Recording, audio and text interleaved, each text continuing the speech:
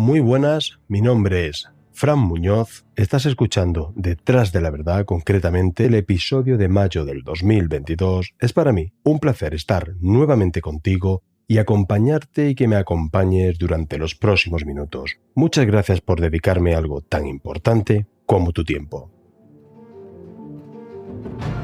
Lo primero que quiero es darte las gracias a ti que has confiado en nosotros, que te has convertido en productor de este podcast y que has colaborado económicamente para que este proyecto pueda seguir teniendo viabilidad. Y es que tu ayuda para nosotros es muy, pero que muy importante. Te pondré en la descripción de este episodio nuestras vías por si queréis colaborar y queréis convertiros en productores a través del PayPal detrásdelaverdadpodcast@outlook.es, invitándonos a un café en la página coffee.com/detrásdelaverdad 79486. Ya te digo, en la descripción de este episodio encontrarás las vías, así como el enlace de compra de Amazon de nuestros amigos del podcast Friquismo Puro para que le echemos un cable con nuestras compras. Muchas gracias. En el episodio de hoy voy a hablarte de Antonia Torres. Antonia era una joven de 19 años. Residía en Zaragoza con sus padres. Era una chica cariñosa, extrovertida y que desprendía alegría, vitalidad y un gran entusiasmo. A finales de 1977 se trasladó desde el domicilio de sus padres en Tortosa a trabajar en Zaragoza, donde servía como asistenta en una casa. Allí en Zaragoza hacía poco tiempo que había comenzado una relación con un joven, Fernando, quedando Antonia embarazada. Pensaban formar una familia juntos, a pesar de que los padres del novio no veían con buenos ojos esta relación de su hijo. En enero de 1978, ambos jóvenes deciden emprender un viaje, recorriendo diferentes localidades de la geografía española. Antonia se comunicaba con sus padres mediante cartas, pero en el mes de marzo de 1978, Fernando regresa a casa de sus padres solo. Antonia le había abandonado tras una discusión, ya que no quería casarse con ella. Desde ese día nadie vuelve a saber nada de Antonia Torres. Su madre acude a denunciar su desaparición para intentar encontrar a su hija.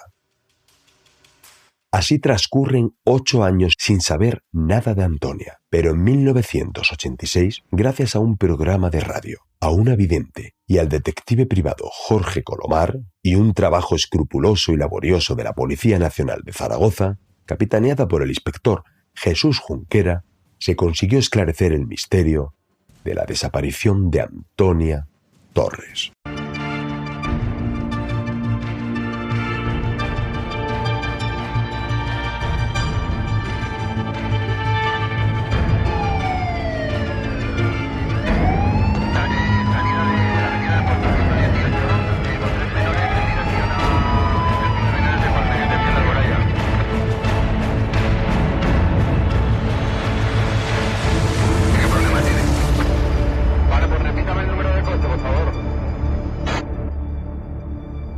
Detrás de la Verdad. Un recorrido por la historia negra de nuestro país.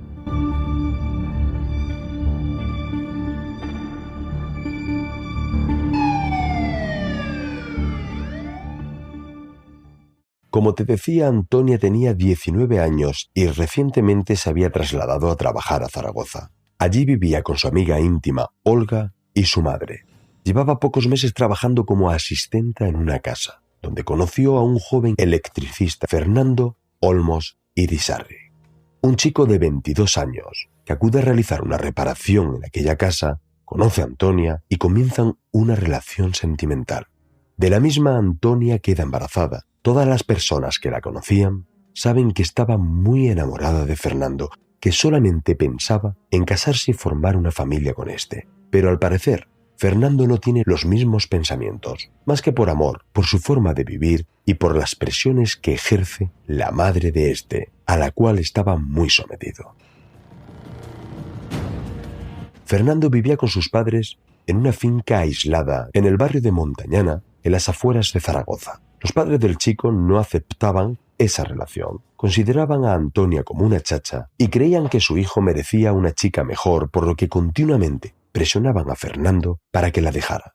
En este corte, Manuela, la madre de Antonia, nos habla de Fernando. Y estuvo en casa y él venía todos los fines de semana, los sábados, con un 600 a verla.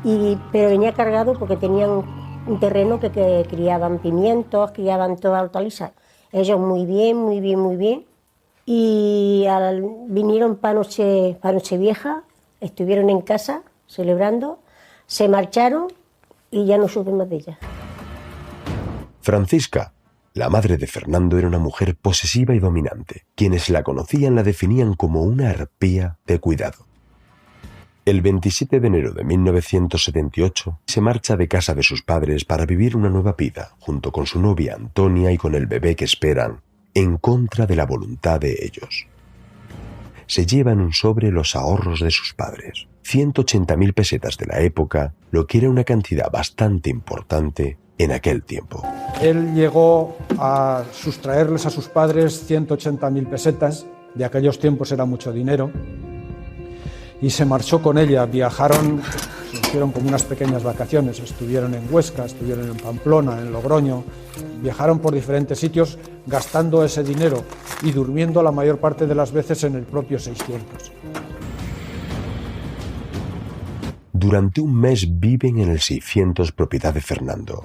Recorren Huesca, Tarragona y numerosos municipios visitando a amigos y viviendo su recién estrenada vida de esta manera tan peculiar, ya que vivían en el vehículo.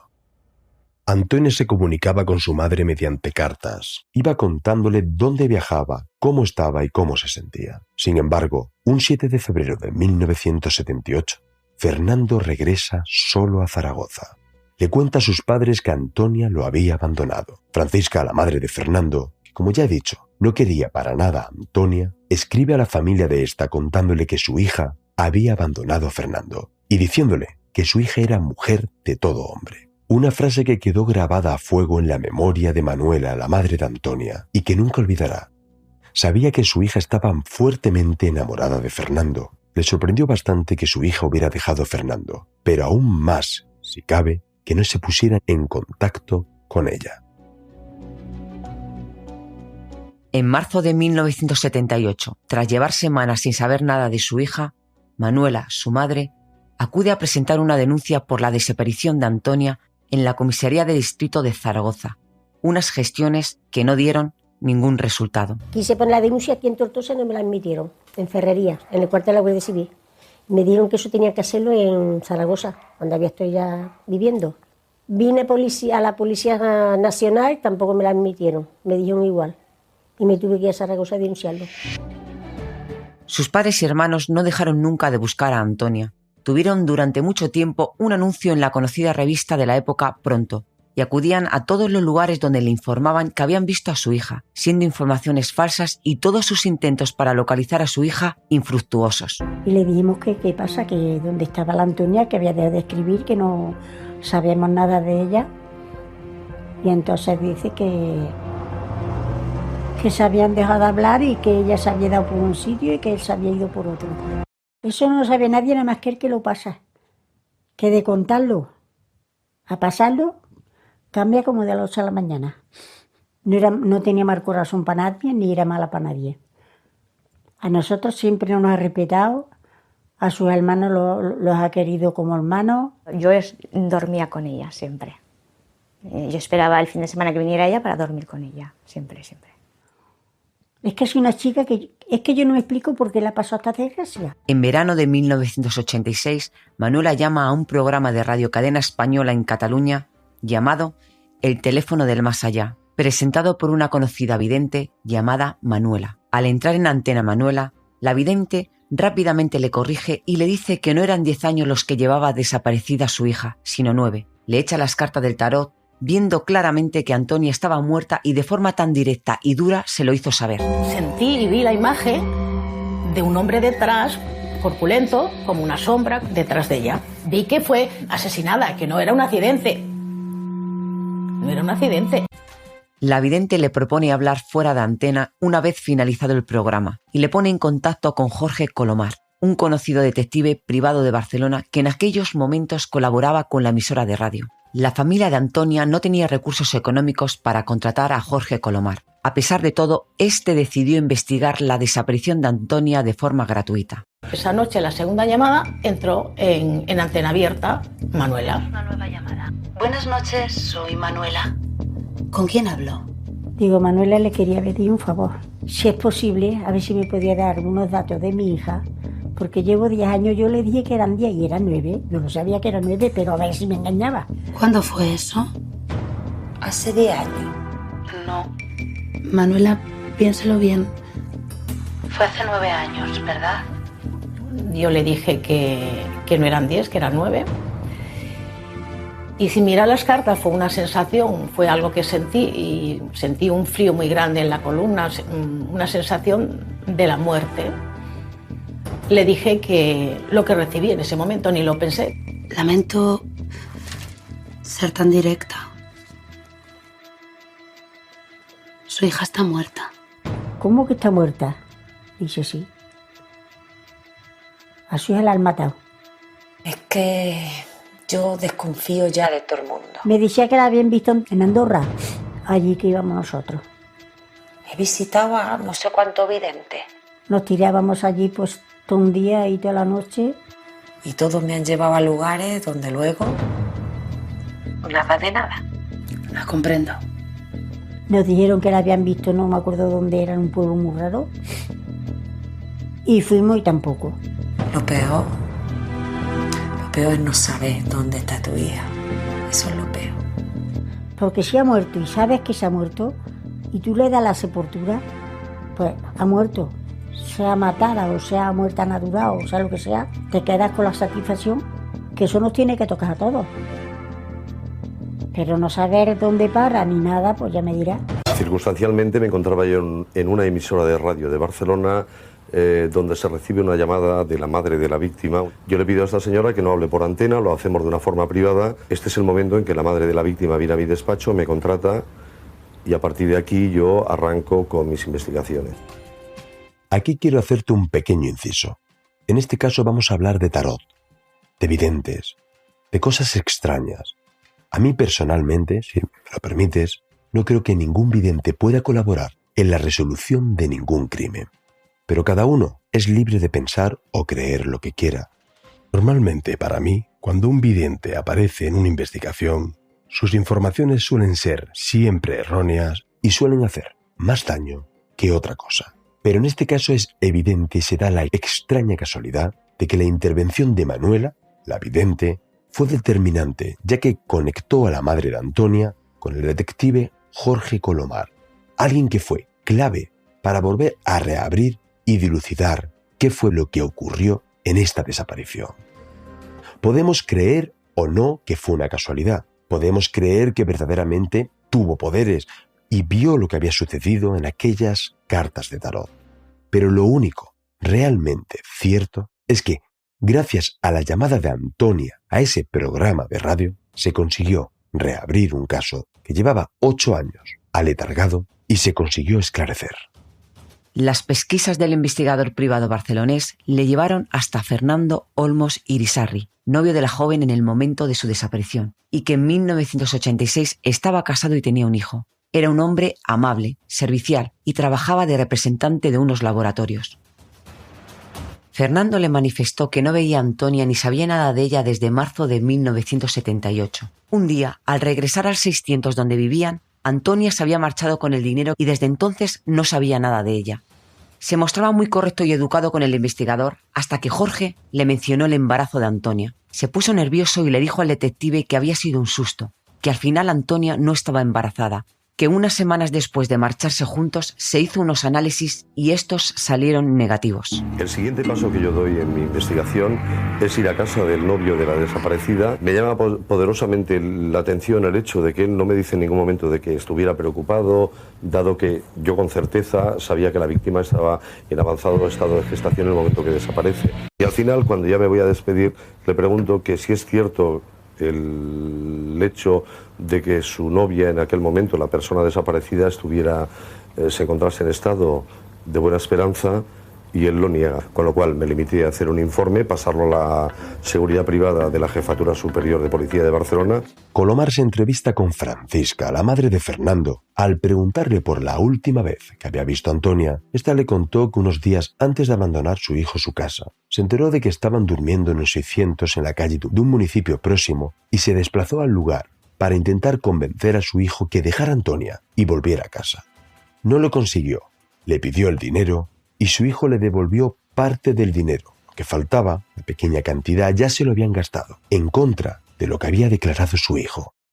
Montañana es una población a pocos kilómetros de Zaragoza. Podría considerarse como un barrio que está en las afueras. En 1986 era una zona con casas diseminadas con grandes parcelas.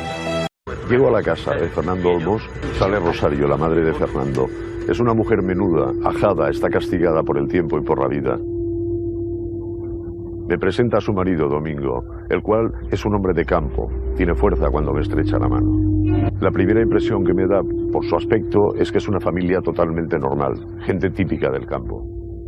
Me identifico como detective, le digo cuál es mi objetivo. Busco a Antonia, que desapareció hace unos 10 años.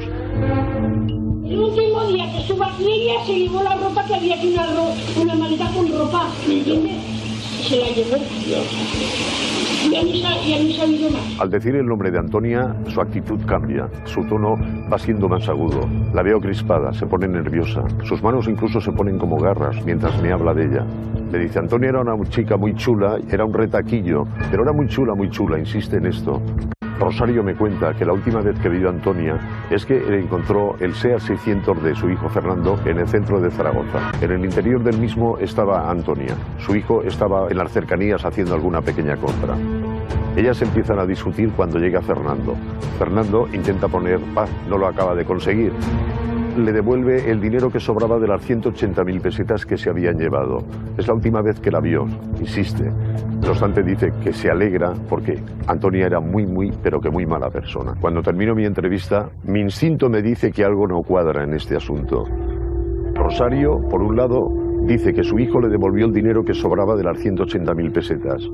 Sin embargo, en la carta que esta familia envió a los padres de Antonia, no decía lo mismo. Los testimonios de Francisca y Fernando no coinciden. Madre e hijo. Uno de los dos, o los dos, miente. El 12 de octubre, Día del Pilar, es un día señalado, un día grande en Zaragoza, donde se rinde homenaje a su patrona. Es la fiesta grande de la ciudad. Un día antes del Día del Pilar de 1986, Manuel acude con el informe elaborado por Jorge Colomar a la Jefatura de Policía de Zaragoza.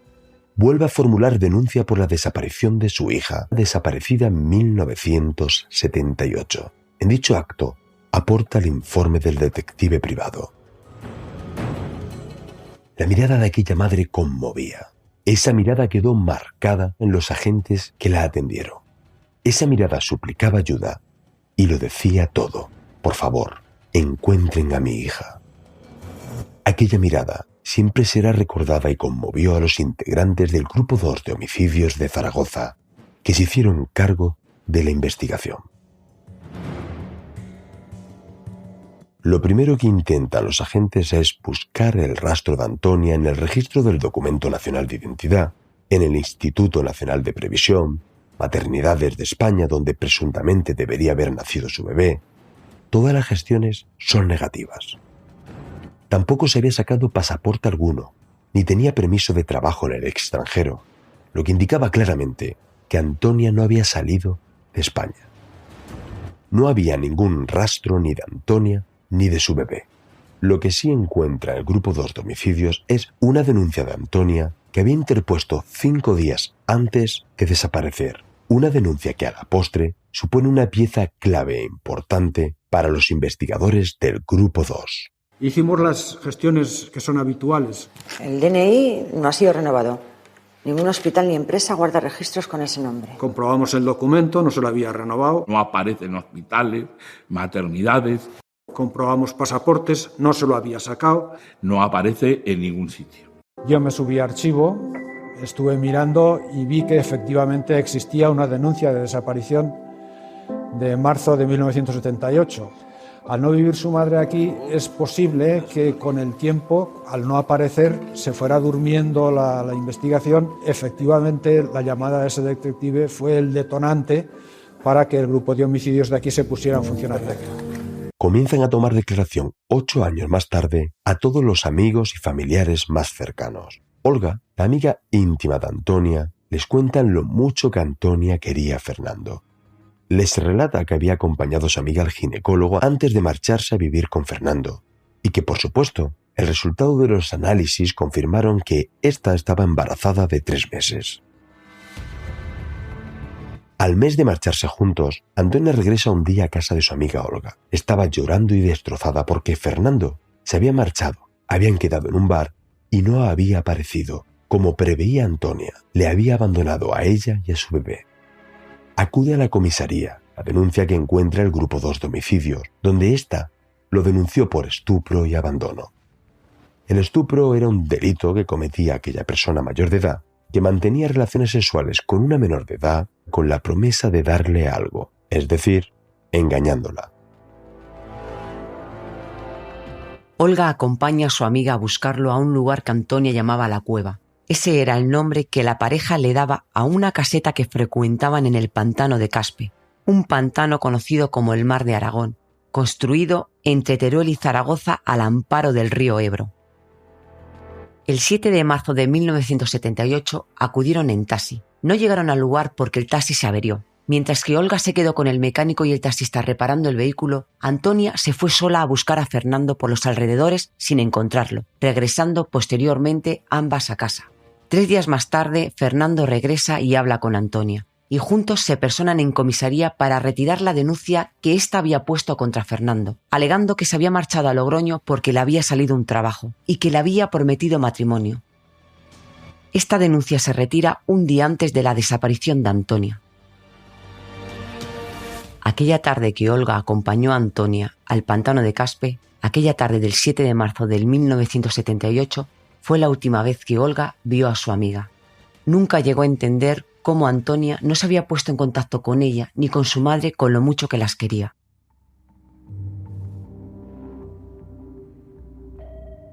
Y aquí nos encontramos en la investigación con otro detalle que marcaría para algunos este caso en un halo paranormal y extrasensorial. Resulta que tras el regreso de Fernando a Zaragoza sin Antonia, la madre de Olga, con la que vivían, comenzó a tener unos extraños sueños en los que veía a Antonia dentro de una caseta de madera, con mucho fuego, con mucho humo, intentando salir por una puerta sin conseguirlo y acudiendo a otra puerta trasera, pero tampoco podía salir de aquella cabaña. En el sueño veía cómo el feto de Antonia intentaba salir del vientre y cómo el techo de la casa se les caía encima.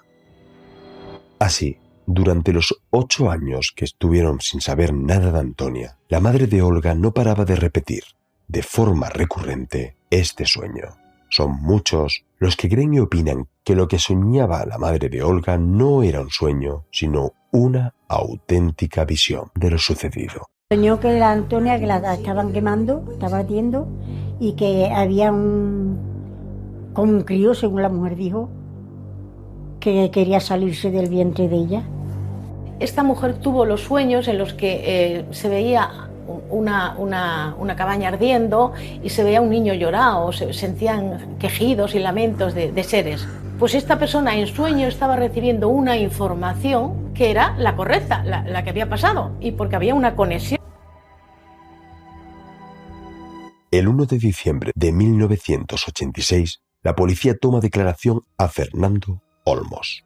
Desde el principio se muestra nervioso, poco colaborador, cae en continuas contradicciones hasta que hay un momento que no aguanta más, se derrumba y confiesa a los agentes cómo lleva 8 años que no puede descansar soñando con Antonia, ya que según les dijo, Antonia no estaba desaparecida, estaba muerta.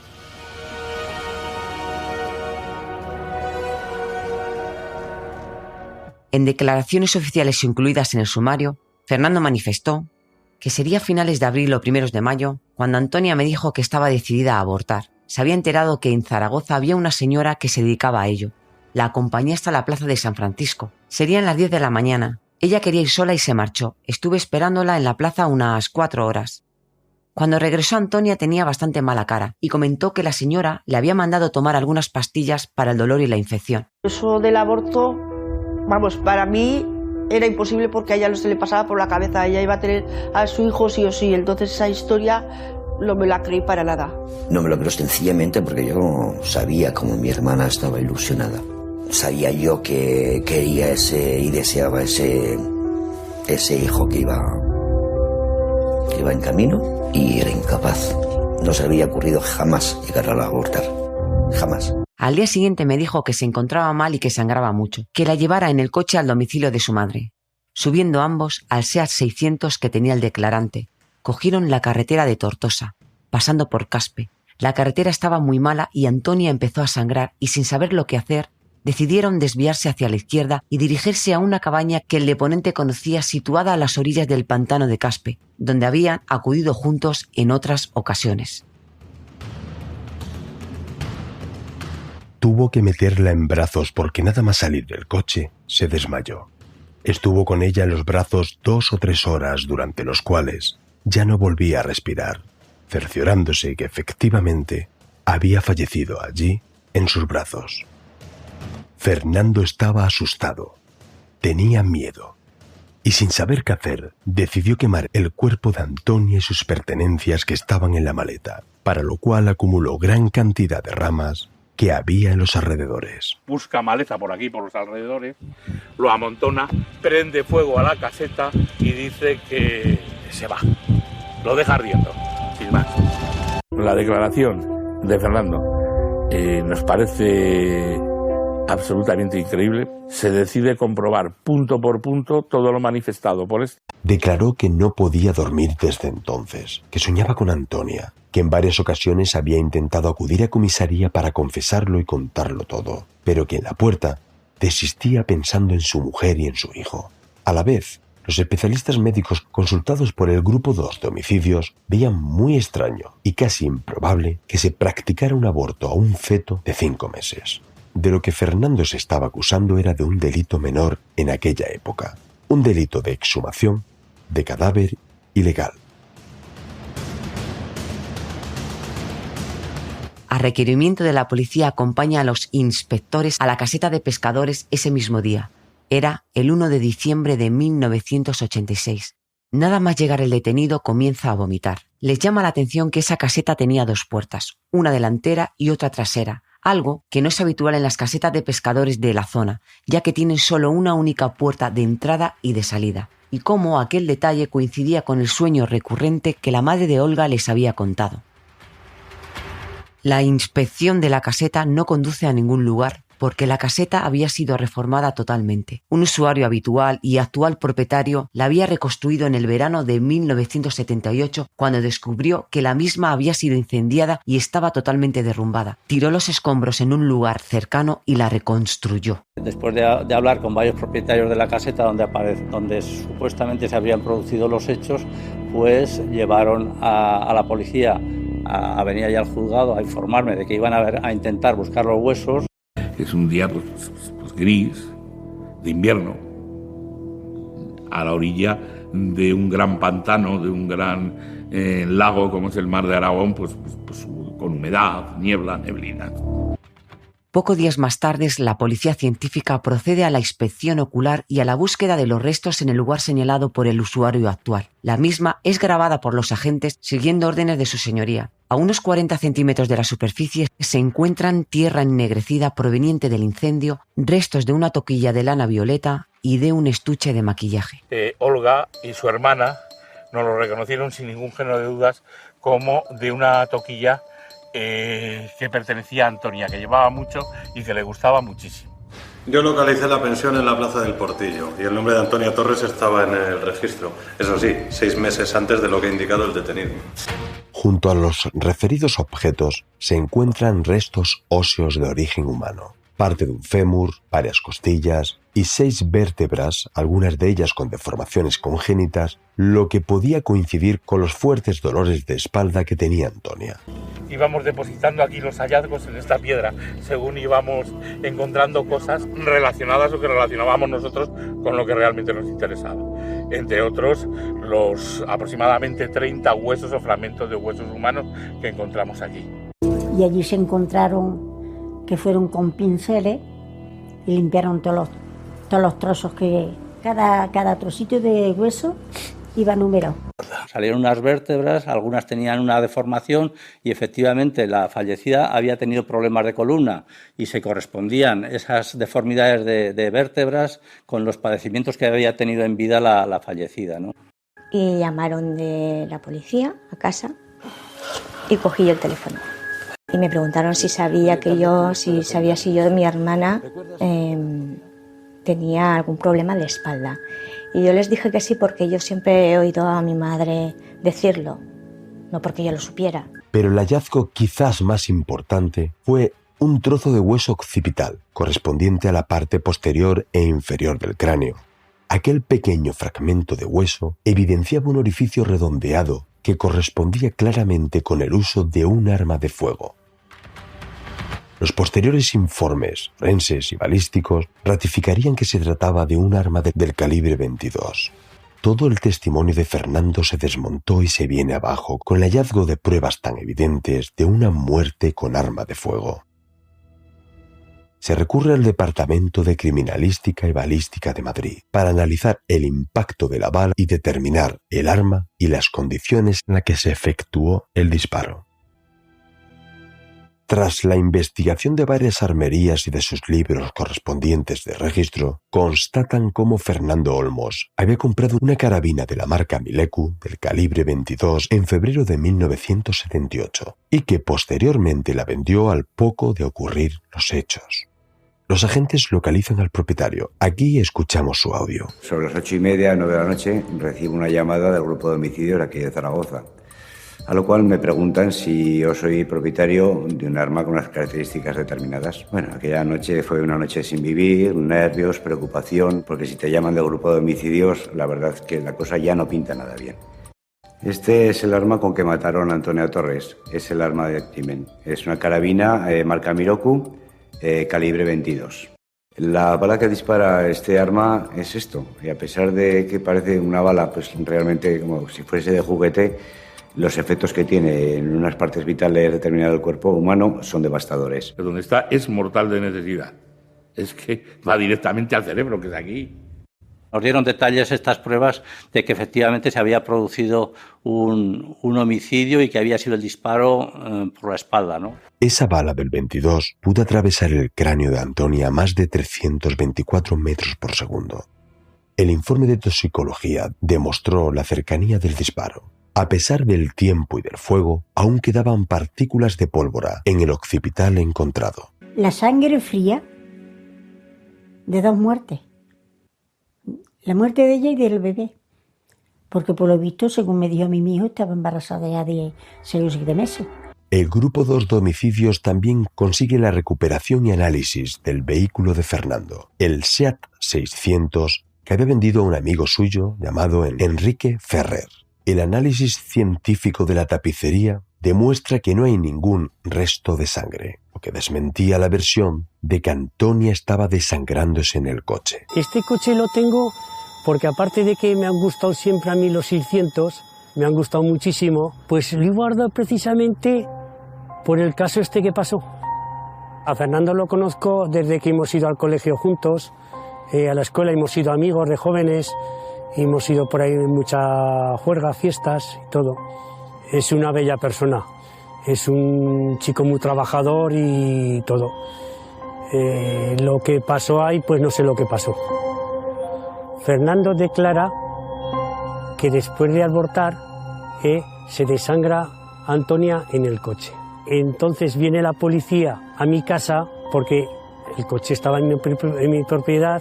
La policía busca rastros de sangre, pero yo había cambiado los tapizados del coche. Han sido cambiados todos los asientos, excepto el del acompañante. Se obtiene su permiso para practicar en el mismo una minuciosa inspección ocular que realiza Policía Científica en busca de manchas o restos de sangre, que da resultado negativo.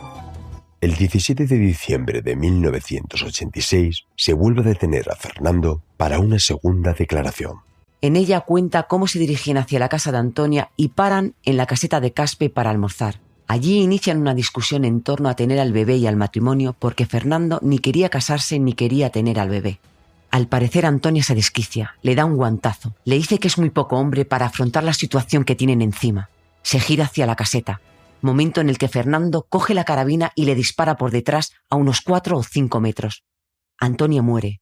Fernando se asusta y lleva el cadáver de Antonia junto a sus pertenencias al interior de la caseta, donde crea la pira funeraria y la quema. No solo había dado muerte a Antonia de forma premeditada, fría y serena, sino que además lo había hecho a sabiendas de que estaba embarazada.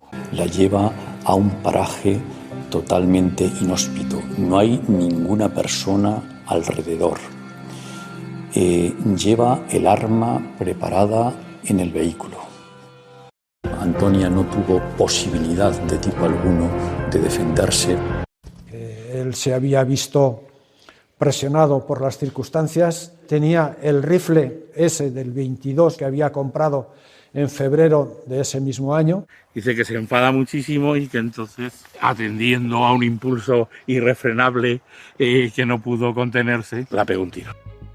A pesar de ello, los investigadores tienen dos interrogantes importantes. La primera es la distancia del disparo. Fernando habla de 4 o 5 metros. El informe de balística es demoledor y lo desmiente. El disparo se efectúa casi a quemarropa.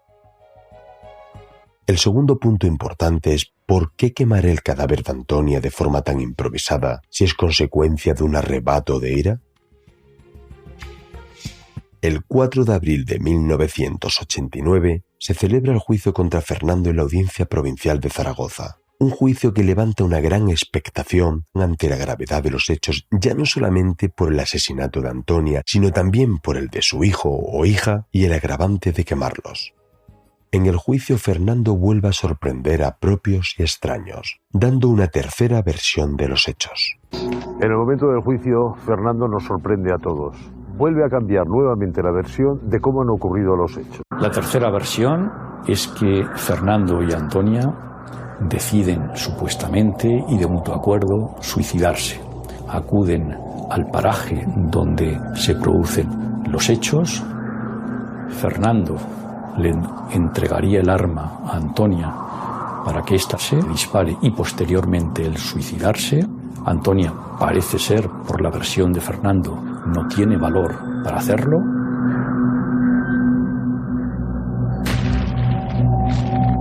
Fernando dispara a Antonia, pero posteriormente no se dispara a sí mismo. Cuando una persona cambia de versión tantas veces, lo racional es pensar que algo está escondiendo. Yo, respecto a las versiones que él dio, no puedo creerme ninguna. Mi hermana, ¿cómo se iba a suicidar? Estaba en la flor de la idea, empezando a vivir la vida con las ganas que ella tenía de vivirla y con la intensidad con lo que la vivía. Imposible. Es mentira, es otra versión más para distraer la investigación. Tras el alegato final de su abogado en abril de 1989, a Fernando Olmos Irisarri se le aceptó un trastorno psiquiátrico como atenuante. Los informes psiquiátricos así lo avalaban. Cito textualmente los informes psiquiátricos efectuados a Fernando. Tenía una disociación marcada entre su afectividad y sus procesos intelectuales, lo que le convertía en una persona reservada y distanciada de la realidad. En él predominaban defensas de tipo psicótico, presentando cuadros depresivos de tristeza y falta de vitalidad. También se evidencia una ansiedad paranoide con intensos sentimientos de culpa. Pues en principio era casi un crimen perfecto si el autor no hubiera dicho dónde había dejado el cuerpo, ¿no? Porque de alguna forma esto tenía que ocurrir y por eso apareció y salieron las cosas de la forma que salieron. Fernando en el juicio en todo momento estuvo con una actitud fría y serena y sin dar muestras de arrepentimiento alguno. Solicitamos por el delito de asesinato la pena de 30 años de reclusión mayor y accesoria de inhabilitación absoluta durante el tiempo de condena. Se le condenó a una pena de 20 años de cárcel y al pago de 4 millones de indemnización. Fernando Olmos Irisarri ha sido condenado a 20 años de prisión como autor del asesinato de su novia, que se encontraba embarazada de 5 meses. La sentencia ha sido dictada por la Audiencia Territorial de Zaragoza, que juzgó los hechos ocurridos en Caspe hace ya 11 años. La sentencia reconoce la comisión de 3 delitos: asesinato, aborto e inhumación ilegal. Los 2 últimos estaban prescritos, razón por la cual solo se le condena por asesinato a una pena de 20 años de prisión. La sentencia me parece súper injusta, porque le pones 20 años con todos los agravantes que tenía. Alevosía, abuso de confianza, superioridad. Todo completamente injusta. Por mí, pues, hubiese estado toda su, puedo decir, su puñetera vida en la cárcel. Yo nunca he sido tan extremista. Jamás. El acusado ya ha cumplido condena y en la actualidad continúa viviendo en Zaragoza. Ni la familia de Antonia ni algunos de los propios investigadores quedaron conformes con la resolución del caso. No veían capaz a Fernando de tener la suficiente sangre fría y personalidad para arrebatarle la vida a Antonia, y había serias sospechas de que alguien le ayudó a cometer el crimen y a hacer desaparecer el cadáver y las pruebas. Escuchamos a la madre y hermano de Antonia. Yo nunca pensé que Fernando llegaría a matar a mi hija. Nunca. Porque no lo veía tan mala persona. Los padres sí. Los padres son sanguijuelas. De lo más malo. Si peco, Dios me perdone, pero a mí no hay quien me quite que la madre, entre la madre y el hijo, el viejo, no sé, estoy dudosa, pero que los 3 han sido culpables por ser cómplices. Pero que no creo yo que con el 600 fuera la caseta, ni mucho menos. Allí cargaron las furgonetas del padre con leña de casa de él y allí la tuvieron que... Y la madre apostaría al cuello, y no lo pierdo porque la madre es una víbora. Hubo un pacto. Su madre no iba a aguantar la cárcel, entonces pactaron que se autoculpara él. Así lo creo y así lo creeré, hasta que me demuestren lo contrario. Meses más tarde, un estudiante de periodismo recibe información de una mujer llamada Loli. Esta mantenía relaciones y comunicaciones por carta con Fernando en prisión. Le hace entrega de correspondencia que habían mantenido ambos, donde Fernando insinúa claramente que estaba protegiendo a alguien. Cito textualmente: «Mira, Loli, yo estoy en la cárcel. Aquí, pues, eso, se sufre. Pero tengo fuera una persona que está sufriendo mucho más. ¿Y sabes por qué? Porque esa persona tomó una decisión equivocada y yo estoy pagando ese error. No por ello le guardo rencor, la admiro porque tiene entereza y además me dio la vida. Y los he querido siempre desde que nací y los continuaré queriendo aunque mueran». Escuchamos el audio real grabado a los padres de Fernando después de la sentencia por el detective Fernando Colomar. Mire, yo soy Jorge Colomar, el detective privado. Este es el señor que estuvo aquí cuando vino... Venía nada más a saludarles a decirles que lamento mucho todo esto. Pues sí, se puede lamentar, pero yo lo que más lamento los embustes que dice la prensa. Que está preñada de 5 meses. Que es mentira. Que está preñada de 7 meses. Que es mentira. De embarazada nada. Pero si hacía pocos días que había estado con el periodo. ¿Hacía muy poco tiempo? Y yo no sabía nada de nada. Mire usted, cuando... No sabía nada. Nunca. Mire usted lo que va a decir. Ni los amigos que tenía. Esa puerta que vino el día 7 de marzo, se fue el día 28 de enero. Y vino el día 7 de marzo a las 12:15 de la mañana. Y no me se olvidará. El último día que estuvo aquí, ella se llevó la ropa, que había aquí una maleta con ropa. ¿Me entiendes? Se la llevó. Ya no he sabido más. Y yo el rato que estuve con Fernando, mi impresión, se lo juro, yo a Fernando no le veo capaz de hacer esto. Que yo nunca había creído que no, y lo dice el que le ha hecho él y no me lo cree. Entonces él está encubriendo a alguien. Él está tapando a alguien. Lo ha dicho él. Pues a lo mejor será verdad. No hay ningún testigo, o sea que no se podrá descubrir nada más. Nada, porque estaban hidrofólicos. ¿Estás segura de eso? Segurísima, eso sí que estoy segura. Estaba solo. ¿Sabes lo que pasa? Que del árbol caído luego todo el mundo hace leña. Todo lo comprendo, que mi hijo está vivo y la otra está bajo tierra. Mi hijo de donde está saldrá. Domingo Olmos y Rosario Irisarri fallecieron. Nunca fueron juzgados por el asesinato de Antonia Torres. Fernando Olmos cumplió condena. En la actualidad está en libertad y ha rehecho su vida. ¿Crees que Fernando se autoinculpó para proteger a alguien? ¿Qué opinas? Espero tus comentarios a través de iVoox, de Twitter, de nuestro correo electrónico y por supuesto a través de nuestro grupo de Telegram, al que aprovecho para mandar un fuerte abrazo a todos y cada uno de sus miembros. Es increíble lo que estamos aprendiendo de vosotros y es que ahí, en ese grupo, hay mucho nivel. Si no conoces nuestro grupo de Telegram, te invito a que te unas ya, te encantará. Hasta aquí el episodio de hoy, la historia y caso de la desaparición y muerte de Antonia Torres. Como te dije, no creo en videntes. Cada uno es libre de creer en lo que quiera, pero lo que sí es cierto es que la participación de Manuela, la vidente, como nexo de unión entre Antonia y el detective Colomar fue clave para retomar esta investigación. Y por supuesto el trabajo arduo e impecable del Grupo Segundo de Homicidios de Zaragoza, que fue vital para el esclarecimiento del mismo. Sirva este episodio como nuestro pequeño homenaje a Antonia, a su hijo o a su hija, a sus familiares. Esperamos contribuir con este episodio a que su caso sea recordado y nunca se olvide. Si te ha gustado este episodio, no olvides dejarnos una reseña, compartir este episodio, darnos un me gusta. Es muy importante para que podamos seguir creciendo y a título personal para poder saber qué episodios te gustan más. Recibe un fuerte abrazo de Carmen y de este humilde servidor. Es un placer, como siempre, compartir estos minutos contigo. Muchas gracias por estar ahí y por dedicarnos tu tiempo. Te emplazo al próximo episodio, que será como siempre el primer lunes de mes. Un abrazo muy grande y recuerda, no te olvides de intentar ser feliz.